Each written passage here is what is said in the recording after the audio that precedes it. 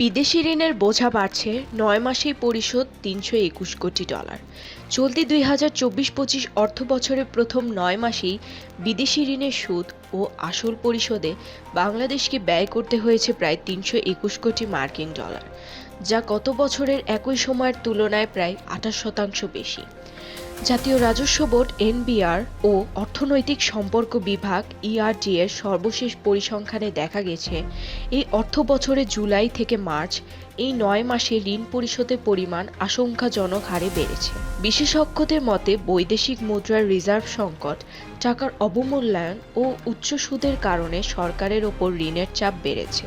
এবছর শুধু সুদ পরিশোধে লেগেছে প্রায় $৭৫ কোটি, যেখানে বাকি অংশ মূলধনের।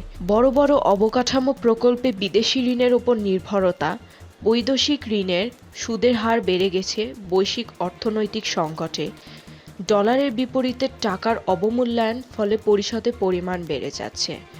অর্থনীতিবিদ ডক্টর আব্দুল মঈন বলেন, বর্তমানে যেসব বড় প্রকল্প চলছে তার বেশিরভাগই বিদেশি ঋণ নির্ভর, কিন্তু আমাদের রপ্তানি আয় ও রেমিটেন্স প্রবাহ সে অনুপাতে বাড়ছে না।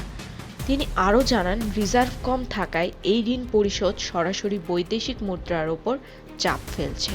অর্থ মন্ত্রণালয় সূত্রে জানা গেছে, সরকার আন্তর্জাতিক ঋণদাতা সংস্থাগুলোর সঙ্গে ঋণ পুনরতফসিল ও সফট লোন সংগ্রহে আলোচনা চালিয়ে যাচ্ছে। পাশাপাশি রপ্তানি আয় ও রেমিটেন্স প্রবাহ বাড়াতে বিশেষ উদ্যোগ নেওয়া হয়েছে।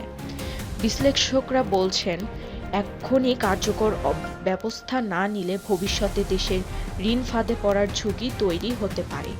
ঋণ নেওয়ার পাশাপাশি তার ব্যবহার ও প্রকল্পের আর্থিক ফলাফল নিশ্চিত করা অত্যন্ত জরুরি। বিদেশি ঋণ অবশ্যই উন্নয়নের জন্য গুরুত্বপূর্ণ, তবে তা সঠিকভাবে ব্যবহার না হয় তাহলে তা ভবিষ্যতে বিপর্যয়ের কারণ হয়ে দাঁড়াতে পারে। বর্তমান ঋণ পরিশোধের গতি এবং বৈদেশিক মুদ্রার সংকট দুই সরকারের জন্য বড় চ্যালেঞ্জ হয়ে দাঁড়িয়েছে। আপনারা দেখছিলেন প্রতিদিন সকাল।